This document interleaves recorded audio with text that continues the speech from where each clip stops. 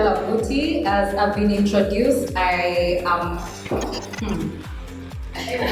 in film. I do a lot of things. I'm in film distribution, yes, touching a bit into filmmaking, but more specifically, I'm very passionate about bringing African cinema, or rather, bringing African cinematic gems, easy access to the public.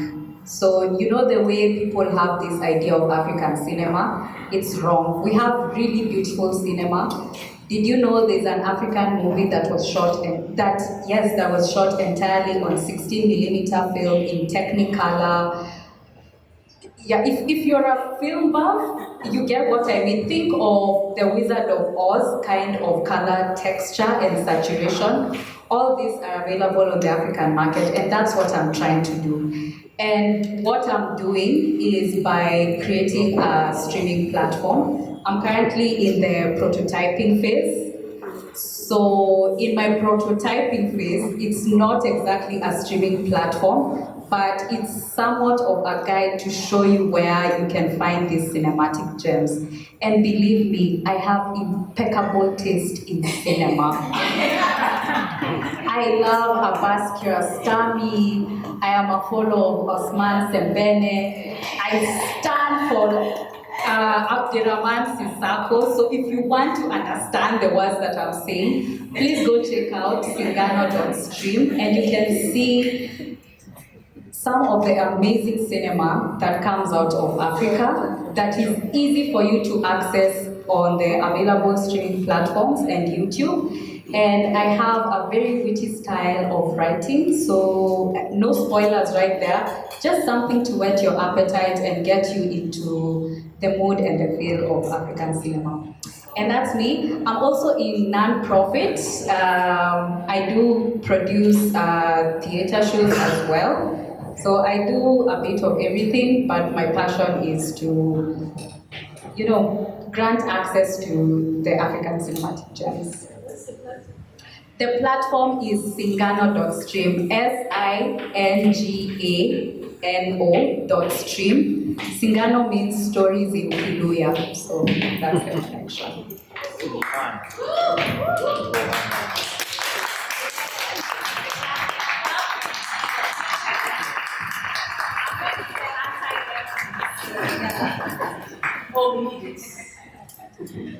Good evening again. My name is Mutendei Writes. I'm predominantly a creative historical fiction writer, as well as with a lot of societal dramas. As Muthoni mentioned, I focus on cross-media. We have so many amazing Kenyan books, but how many of them have been made into films? So I'm a big believer in getting book writers and filmmakers to talk to each other.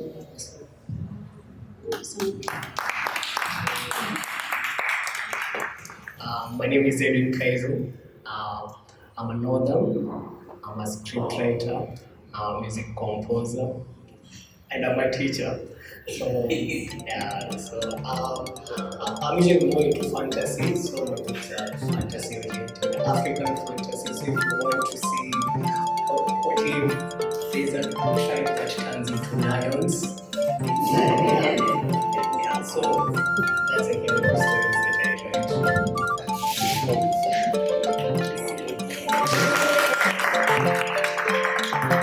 Hi, I'm Margaret Gathenya. I'm a content creator, a writer, and a filmmaker. I have a book called Love and Poetry. My genre is love and romance. That's where Amen.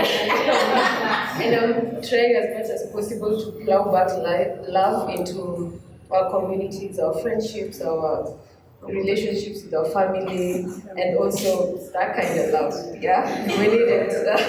We want it, we need it, and we should be more outspoken about the love that we want to receive. So I have a book called Love and Poetry. You can find it at Nuria Bookstore. And I'm also a filmmaker. I have written and directed a couple of films. You can find them on my YouTube called Margaret Gathenya.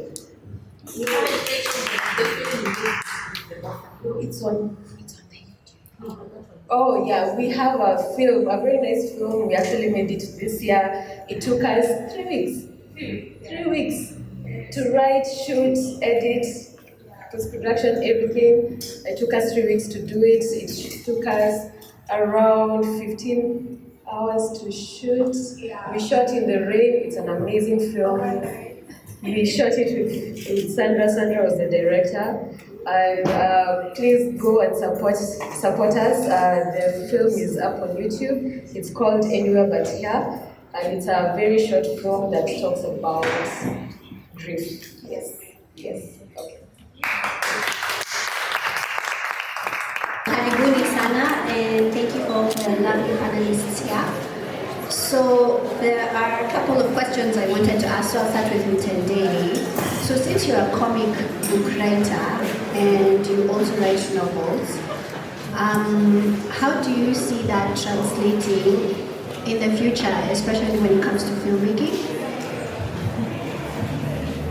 So, using this book as a reference, we have a lot of strong characters that can give good choreography, and that translates into multiple mediums. So if you watched a movie like Watchmen, there's a lot of anti-hero, semi-villain characters in the book that we can really root for. And that match the public profiles of what's going on in the movie space. Okay, everyone here, do you prefer villains or the heroes?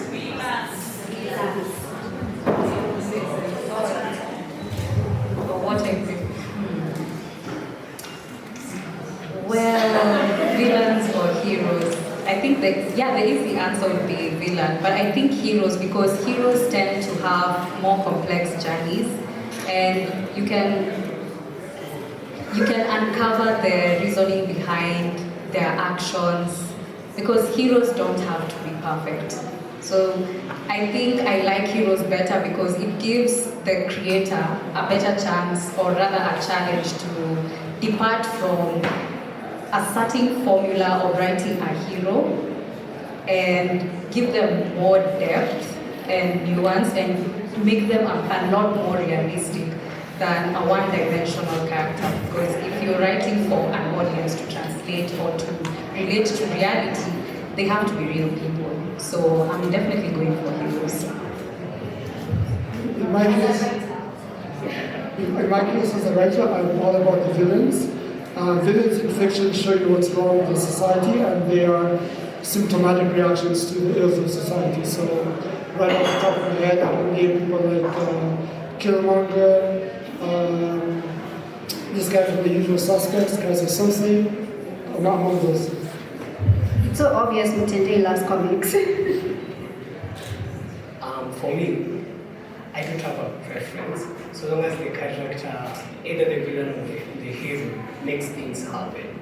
So for me, if I must, I prefer the grey characters, sort of like an in-between of heroes and saintish. For me, I prefer the villain, especially the villain who just finds, like he didn't start out to be the villain, so there's some morally grey vibes there, but it's something that they have to do to, save the world, but everybody regards them as the villain because the way they go about it, to everyone it's wrong, but it's something that they have to do, like a big sacrifice to, so that they can save someone and save the world or something like that, yeah. So totally up for the villain. Actually, I love what you said, like watching the villain become the villain. And also villains don't think they're villains, they think they're the heroes of the story. So I'll ask you a question. So you're a poet, and then it's written of love poems and a filmmaker. So, No Saints is a psychological thriller set in a world of vice, aka Nairobi, and danger. How can an author express moments of tenderness or hope in such a narrative like No Saints?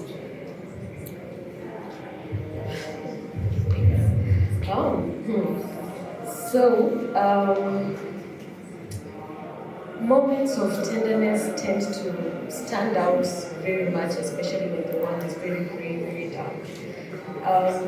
So I think as a writer, you can be able to show this in small moments where maybe someone who's very brutal then has a soft moment. Yeah, maybe they regret what they did and then they have a soft moment. And I think this tenderness just kind of reminds the characters and us, the audience who are reading, that there's still humanity in the world. There's this quote that that says that not even the worst of us is purely evil, and not even the best of us is purely good. Yeah, so you just show those moments in tiny things, like in No Saints you can see that. Okay, let me not give spoilers. But there are tiny moments where you see someone is bleeding and they're being bandaged.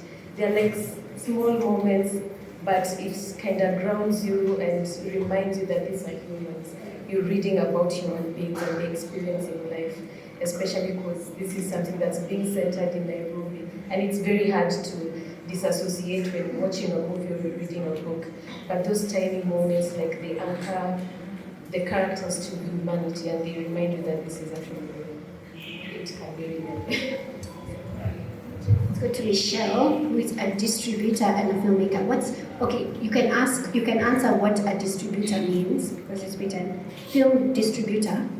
And so what elements of No Saints do you think would translate most powerfully to film or TV, and why? So to answer the question on distributor is the person, the go between the audience and the creator. So the person who brings the work to the audience.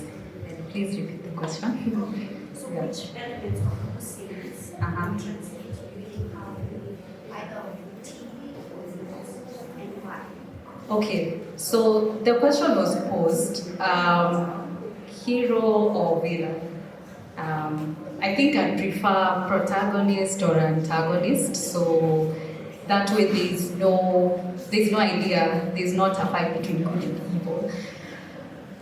So the book No Saints, as it suggests, there is no clear good or bad person. The way the characters are written and their motivations, they really, without giving spoilers. Okay, in a nutshell, I think the fact that the characters have a lot of nuance, they are very layered based on their actions and their motivations. I think that will resonate very well with audiences, because I think audiences enjoy characters who they can relate to, characters that they see themselves in, and characters that are not one-dimensional or live in a reality that is similar to their own. So that's what I think would really translate well. And of course, with a very good director and creative team who can capture the nuances of it all, they will make a massive hit with No Saints. And Kenyans really love psychological thrillers, so this will, yeah, it's a good translation. That's actually true, because character-driven stories are so powerful. And you said Kenyans like psychological thrillers. So let me just expose my age right now. Who watched Tahamaki on KBC? That show was so good. It was so good. It was seriously. I should be on. Yeah, it happens. I'm like a machine gun. So, Edwin, because you're the world builder, No Saints is grounded in a very real politically, the L's politically charged Nairobi, yet it peels back layers of the accounts and urban myth. How can world building techniques from fantasy enhance the realism and depth of stories set in Kenyan cities? First of all, there's one villain that, this type of villain that I love. Before we get out of that subject, I like the villain that knows he's doing things for the evil. Like he knows he's doing bad things. Those are the villains that I love. Because they are so like why are you doing this, knowing that you're hurting people? I think over the last few years there's been this surge of like, yes, you have to sympathize with the villain. He's a good guy, but he's doing these things because of something that happened. I like the villains that are like evil. In the world building, world building is more than creating places, like creating locations. When I'm world building for a book, I'm not just creating the locations and all that. I'm creating the people, I'm creating the history, I'm creating the culture. So these things influence the story. And the best world building is not something that is like a backdrop to the story. The characters that are just there. The best world building is the one that affects the story, that influences the characters, such that if you take the character out of that story, he or she doesn't make sense. Or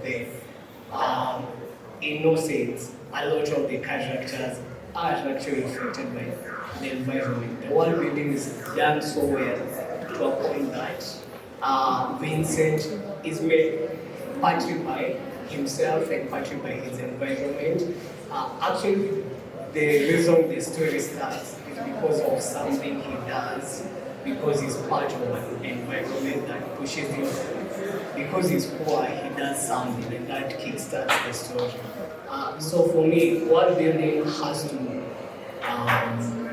feature all that. It's not just about locations, about the people and the culture, which you actually, most of the times you borrow from your own culture or cultures that you know. So my next question is for Mutendei. So adapting across mediums, because No Saints explores dark themes within Nairobi's underbelly. As someone who works in both novels and comics and even film, what unique opportunities and challenges do you see in adapting such a narrative, for example, in a graphic format or visual format? I wouldn't say challenges so much as to optimal use of resources. So when I read No Saints, I automatically thought of, if I was to be like the producer or director behind it, I would do a same kind of film. In the sense that while we are engaging people within their environment, those environments are very minimal. So everything happens within a confined space. So every time you're meeting them, you're meeting somebody in a room, you're meeting somebody in a church, or a residential area, but we rarely get outside of the characters, because it is a very character-driven story. So I would position it in a way that, using the same approach that Frank Miller did for Sin City and Rodriguez, so we can really capture the essence and the art of the characters. Especially like with the red color. Margaret, when you were walking in, I had you first before I saw you. Yeah, I had your shoes, and then it's like you got subconscious, and I was like, you look amazing. This book that we've all read, I think the prologue is very noir. I don't know who's read. Has anyone read Nairobi Noir by Peter Kimani and other authors? You should pick it up. It's a collection of Nairobi stories, and I think No Saints really is in that genre. I think I would put No Saints as Nairobi Noir. And so when the prologue opens, you can almost, or even noir movies, you hear the women first, and like the jazz tune in the background, danger, and then, so the opening of this prologue was very noir, and even the way Vincent is watching from the shadows, and so based on like what we read and what we talked about with heroes and villains, who is your favorite hero and who is your favorite villain, without giving away too much? I don't think that's a spoiler, but just name the character, and maybe don't say why, because I think you'll spoil it, but just say your favorite hero and your favorite villain. For the villain, I'll go for Simon. My favorite character is definitely Cynthia. yeah, I was like, I'm definitely going red as a cinema for Cynthia. For me, it's always been safe. And also Simon is just a villain. Yeah. Same. Simon, I think, yeah, Simon is very good. For me, and it might seem controversial, Simon was, sorry, not Simon, Vincent was, what's the word, a bit opportunistic. I felt that he was using,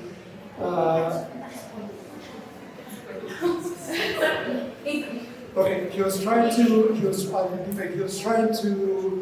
relieve his own guilt for past regressions. Simon obviously is a very good villain. I felt that they could have gone more into his background as to why he became that way. So those are my best characters. I guess the worst, that was also best in one script. The worst character for me was the Meister.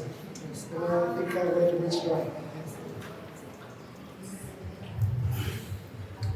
Okay, for me, my favorite character actually is Kinywa, the debt collector, because they mean business and you can actually see the way they've written that character, they are very consistent with their motivations. Unfortunately, I don't remember the full name. Or Absalom. Oh yes, Absalom, if you are a Christian like that. So they mean business. I like business. I like numbers. Numbers are reliable. Kinywa is a reliable character and he makes the most sense to me. Vincent is my worst character. I found him insufferable. That's it. Wow, Michelle, you did not mince your words. And I said what I said. So it's so interesting at this time we're at in Kenya, and Sandra has written a book about Christianity, the police, and power. And given where we are right now on like the Saturday, the 14th of June 2025, and she talks about innocent people suffering under the hands of powerful people. So what is the biggest takeaway you think? What's like the biggest impact you think No Saints has right now in this climate? And I'll start. Not very fair, since Margaret was the last to speak last time. But, okay, I received that. The impact of No Saints, I can say having books or having literature or having stories that really expose some of the shielded parts of our society are very important because they bring such conversations to the surface. So Sandra says this was researched based on true stories. I agree, truth is really stranger than fiction. This is a fictional work, but it's not really far from the madness that we are experiencing in Kenya, in our country today, sadly. And I think having such a book is important because it's important to spark conversation, provoke thought, and just rip the band-aid off and let's talk about the nastiness in our society and see perhaps how we can fix it.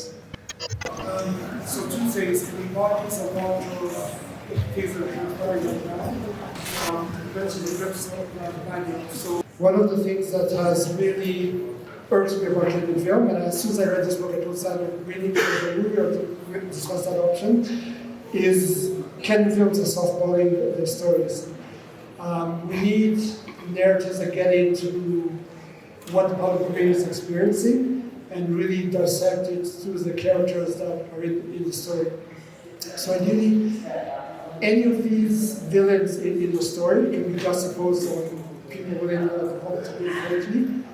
That's, I think, the biggest achievement for No Saints. It's pretty much showing us that everything we need to do, especially in art, needs to be available. So that's the take on it. Okay, for me, the characters that are in these institutions are the most, I don't say relatable, but you can understand. And at such a time when like our leaders and the police, these institutions that are supposed to protect us, they feel like they are alien forces that they don't even care about us. And in the law sense, you can actually see a terrible politician, you can see a terrible police, and the opposite. So how it is relevant at this time, when you read it, you actually see what a terrible leader looks like and things like. And especially the elections that are coming up, you can take these qualities and see it to the people that will come to us to beg for votes, and we can actually identify that's not a good person to lead us. Yeah. So for me, that's one of the biggest things over that. Yeah, so for me, since I felt like it's really relatable, like it hits close to home because of all the things, not just because that the setting is in Nairobi, but because of the characters themselves. And Sandra's writing style is very vivid, and it's very, once you immerse yourself in the story, you're like, this is exactly what's happening. You know, you're able to see, pinpoint some of the things that are happening, and you're like, is our world this dark? You know, sometimes you go about your life and you're happy and nothing bad has happened about your day. But there's this bad, gritty things that are just happening under the, and once you're reading this book and it's very vivid and it's just, she takes you like completely into the story, you're like, it brings a new light, it shines a new light to Nairobi, and you start asking yourself the difficult questions like, what should I do? What can I do as an individual? Like, these are things happening, and the people are powerful, they have money, they have control. Like, what can I do as an individual? And I think it's one of the things that would actually make you go from because you want to make a difference. You don't want the same story next June. I think I'll throw this one to the audience. Another theme in No Scenes is religion and how religion is used. So I'll throw it, maybe a couple of questions people can answer. So, religion, good or bad? Does anyone want to answer? Just a good or bad. You can say good or bad. Michelle, answer. I think religion is very important because now when I say dripping off the band, people need somewhere they want to belong. So perhaps we need to look at religion differently. Some people look at it as having one deity, but your religion could be your system of beliefs. Let me zigzag a little bit. And I really resonate with this because watching The Real Housewives of New York recently, the most recent season, there is this person who is Jewish but is also Scientologist. So she was able to separate and see what both quote-unquote religions do for her. And I really like that. So I'll actually be getting into, just perusing into Scientology a bit to see what made it so attractive to her. So I think religion is really important, but we really need to see how to look at religion differently. And because you can't go out there and say religion is bad, you're going to, I feel like you're going to cause a lot more harm because people do find a lot of comfort, a lot of belonging in religion, and we don't have to follow the crowd saying that this is bad. By the end of the day, you do need that community that religion offers. Back to the audience. Does anyone else from the audience want to answer? Okay, thanks. Hello. I'm going to disagree with Michelle, although I do see your point, so it's kind of like agree to disagree kind of thing. I think one of my favorite quotes is, religion is the opium of the masses. And I find that in today's society, and often throughout history, you can just see religion is used as a tool of control. You know, there's somebody who somehow is receiving messages from the deities and distilling it according to their ego and their preferences to a crowd of people. And anybody who stands against this person is ostracized. So within these communities, you find that people are afraid to speak out, right? Because you'll be cast out. You're a Jezebel. You're speaking up. This is wrong, etc. So I feel like we need to actually look at religion in the context of, do we really need somebody to use this book that was written, and this is now my personal view coming in, by a bunch of men around some table, you know, trying to figure out how to keep the masses quiet? Or, you know, do we really want to wonder, is God some white man sitting in the sky judging us for existing, for features that we didn't have any power creating? We were not there in the gene pool when we were being created, telling us how to dress, how to walk, what to do, when to get married, how to birth somebody's, you know, legacy, carry the burden of some man and his whole entire lineage on your shoulders. Forget your individuality because this white man in the sky said so. So I just find religion as a tool of control in society, and definitely anybody who tries to like speak up is always the enemy in this context. Enough rambling. Was someone at the back?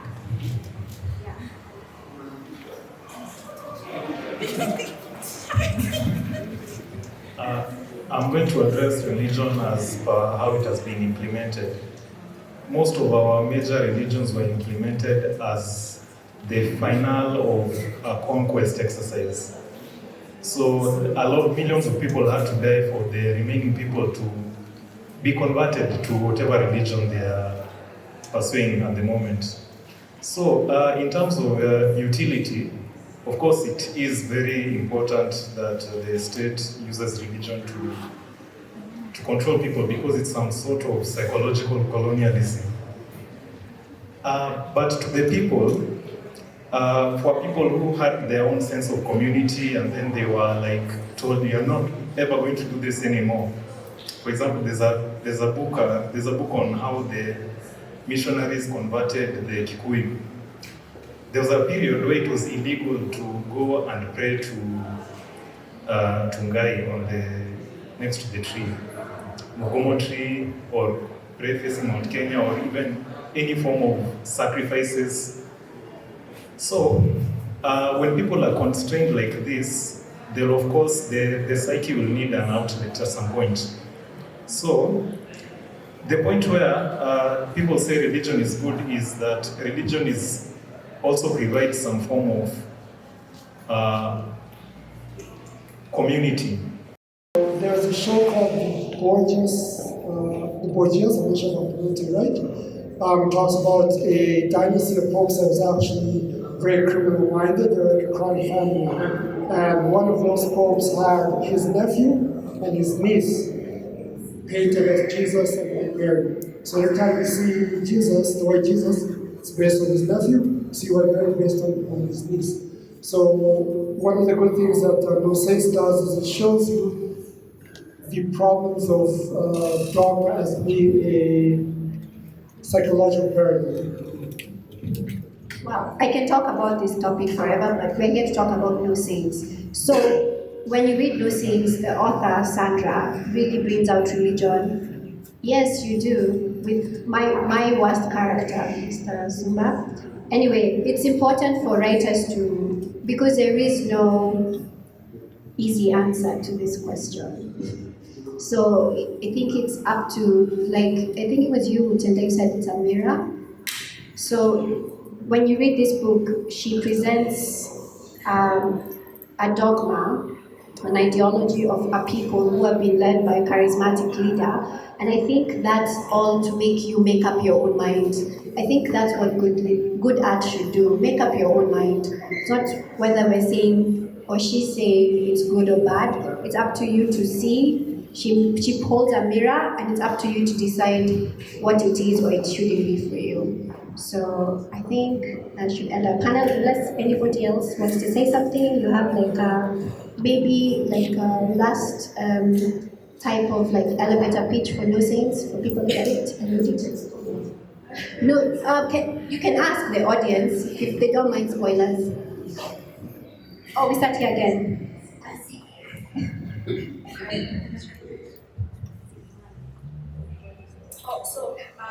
So we finished your last, it's your elevator pitch for No Saints for the audience and why they should read it and recommend it to people and reread it if they read it already. So I'm just gonna say this is an amazing book. I've read books like this, but not centered in Nairobi, so it gives you a very refreshing view. And it's just keep an open mind. She's a very vivid writer, and you're going to read as if you're watching a movie, and I love movies. So I really found myself immersed in this book. I was reading it from art to Dishon stage. So this is it's a book that you want in the library, because it's a book that you also you'd want to read again. It's not just a one-time thing. So buy the book, read it. You're going to find a lot of amazing characters in there. Tell us your favorites. Yes.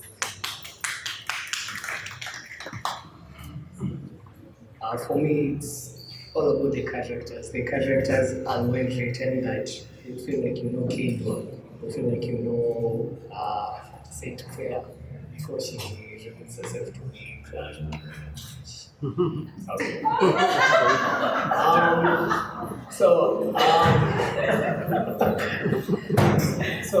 Sandra has an interesting writing style where she switches POVs. One of the hardest things as a writer, because I know the hardest thing when you're writing a character is trying to cut that voice in that character. And she does multiple movies, which becomes harder when you're writing different characters that have to sound different, and then she does. So that's one of the big reasons you should read the book. Cool. One of the reasons why I wrote this book is basically Nairobi in a nutshell, over successive generations. All the characters are the heroes and the villains in the story, in their own story, and Sandra does not shy away from killing all people. So I'm the only non-writer in this panel, but I do read a lot of books. I've actually read up until this month about maybe 12 books in. I'm far behind. Usually my average is 40 a year. Yes, so as an avid reader, I understand people do get into reading slumps. And what I can say, No Saints is actually a really easy book for you to read. If you're not an avid reader like me, if you're not a particularly literary snob, like the artsy-fartsy crowd, this is an excellent book because it feels like a getaway out of a reading slump, because I know you've all talked about characters, but for me, this book is very plot-driven. That's why, and it makes sense because a psychological thriller is supposed to be plot-driven. So if you're in a reading slump and you're trying to get back into reading, or you're forming a book club and you want something to gossip about at the water cooler at work, go buy No Saints. This will give you something to talk about weeks. You can talk about the characters. You can talk about the progression of the events. Yes, that's what I can say. And Vincent is very insufferable. If you buy it, come, let's talk. Let's come and let's dogpile on Vincent, and to some extent, Sinclair. Yeah. That's the end of my TED talk. Wow, Michelle. Vincent, it's to see you coming. Yes. This book has two men fighting over a woman. It's got Nairobi noir, it's got sex, it's got obsession. It's very sexy. So that's what I'm saying. It's an excellent book. If you've not been reading for a while, yeah, get into it. It's sexy without the smart.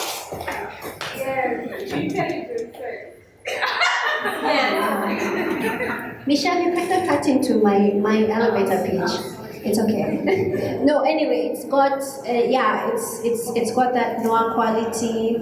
It's about our city. It's a mirror. It's sexy. Two guys, one girl. Who gets the girl? Why is that a fantasy of ours? Anyway, is it? Oh wow.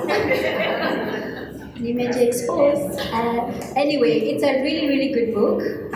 Please read it, recommend it to your friends, and please support Kenyan writers. I was speaking to someone just next door and anonymously, and she was like, Kenyan books.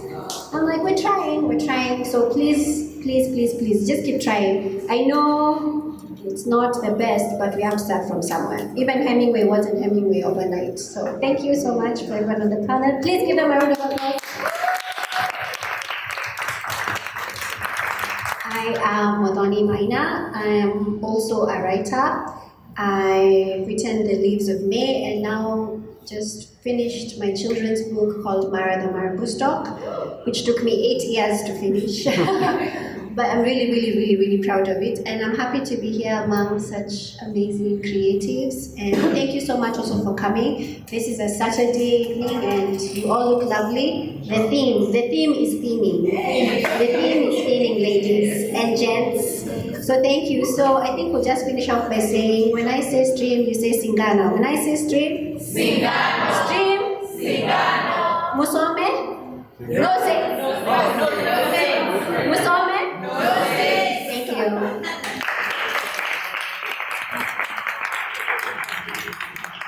Do you have, before they leave, does anybody have any questions, comments for them? Any ideas, anything that you want to share? Scott, what are you saying?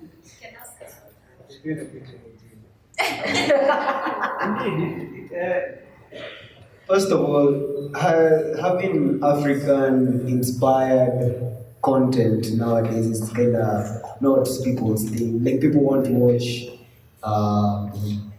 YouTube's the all white kind of thing. But when you think of Africa, and specifically Kenya, people think of, Kasongo, Andamano, but they've never seen the fun part of which that's what you guys are doing. So, great job, guys.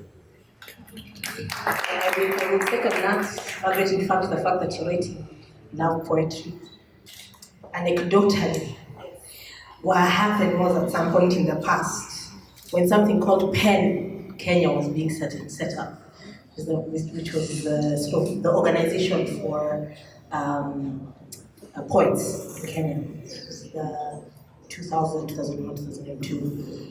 The idea was, if you want doing slam poetry and you want doing revolutionary poetry, Amandla, there was no room for love, and there's no room for romance, there's no room for experiencing the individual, especially in certain those kind of ways. And I think that's one of the important things about Sandra's book.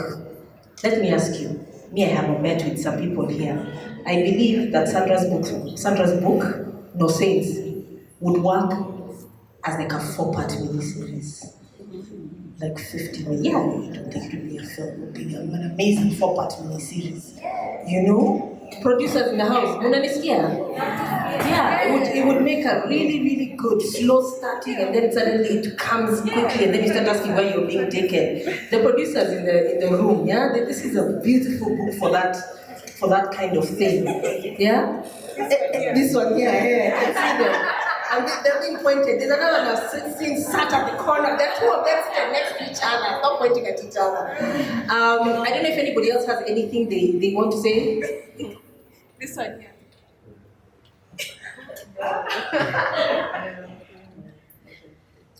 As a lapsed filmmaker,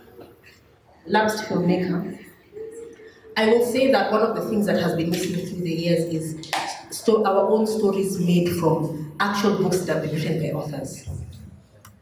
Because they have themes, they have complete storylines completed. So you don't have gaps in the storytelling. It's not a script writer who's been told, write a script about X, Y, Z. It's based on something. I think in the film industry, is it something like 80% of most films produced, even from the past, are based on books, adaptations of books, and novels, and short stories. Oh yeah, adaptations are cheaper. Like I said, I like numbers. The story is already there. But sometimes there's egos, you know? Sandra, if you ever give out your rights, just know it's not yours anymore. You should be happy with the direction that the producer has given. Sorry, I hijacked the conversation. No, but this is a conversation we're meant to be having. But isn't there a space for collaboration where the rights are given, but that, like almost what George R. R. Martin did, which is why the first couple of seasons of Game of Thrones were so good, and then when they went off book, they just tanked. Oh my God, that was such a bad show. Yeah, and that was the problem, because after that point, you couldn't do anything. Yeah, but again, it backfired in their faces. So the other thing is people not believing in each other, because Major Magi has had his book Carcass for Hounds. It was adapted to the movie Cry Freedom. It was done by a Nigerian, disappeared when he passed on. If you look at Rukugi with his movie Matigari, he had to get it done outside. So it's two things: it's political interference that we're allowing to happen, and they're not believing in themselves. And I also think there are differences between the mediums. Like, I've tried to write a screenplay of my own novel, and I realized that something has changed. And then, because these are two different mediums, yeah, so there is, as an author, you're supposed to understand, yes, that's a different medium. There's something that worked for your book. Like, let's say a book can tell a whole chapter in one scene, 1 minute, just someone else. But film that won't work. So there's those differences that have to kind of make sense. Do you guys have any questions for Sandra? The five of you seated here. Okay. My question is, because you have a lot of different characters, without trying to give too many spoilers, like, how did you conceive the characters? It's like when I come up with my stories, I'll look at what's not in the story landscape, or I'll do something that's a reaction to something else. So like, what inspired you to come up with the characters? They are panelists. Remember, later on we have the audience asking questions.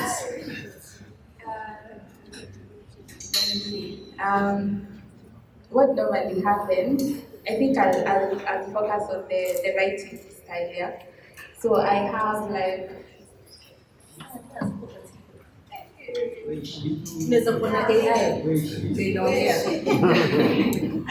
Hi. No. So initially, I think what happens first is normally just like a character arc. And for this one, I think the beginning was the kid Zaddy, interestingly. Yeah, there's a kid called Zaddy who's I think my favorite character in the book. He's a survivor, small kid, lost in this whole crazy world. So it's something so tiny and small. And then now I branched out from Zaddy, what characters would be in Zaddy's world. Yeah. And then Zaddy grew up in a slum. It's It's which one? It's Kibera. Kibera is next to Langata, yeah? Yeah. Yeah. So it's called, in the book, it's called Siaya Ndogo. So Zadie grew up in Siaya Ndogo, and then now the vices in Siaya Ndogo, and then how those vices are branched out to the rest of Nairobi. So one of the issues is drugs, yeah, and the distribution routes, yeah, and then now we have designer drugs. Where did designer drugs come from? Most probably it's either the rich kids or foreigners, yeah. So we branch again out from that.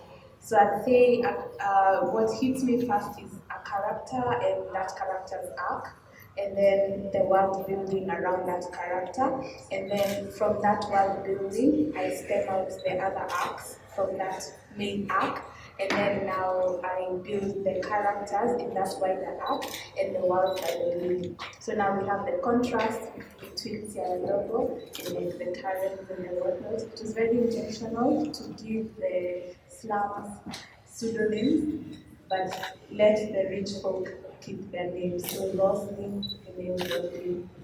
Karen, yes, Karen, yeah. So, but then Siaya Ndogo becomes Siaya Ndogo. Kakabili is a the one I think it's yeah, Madare. Exactly. Yeah, so that's how it begins. Normally a character arc, normally it hits me a story. I do this thing whereby no, this is writing 1-1. So the guys have taught my students, Niaje. Yeah. Now then, thanks for coming. So we do like writing, and then I break down the writing process. And one way that I write is I do timelines. Yeah, so I have a main timeline, then I pull away. In the same case, it's so funny that the timeline started with a minor character, which is interesting, you know. Yeah, but then sometimes it works like that. Sometimes it starts with a cover. Sometimes it starts with a dream. Did I answer? So, you see she has also answers, eh? Keep your questions. Asanteni sana, thank you so much. Yes. Since you have 8 books and yeah, no, I just need to ask this one before I forget. What are your favorite?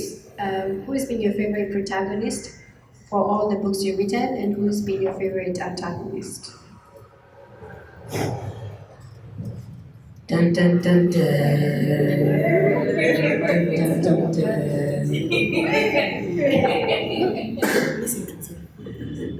Yeah, listen.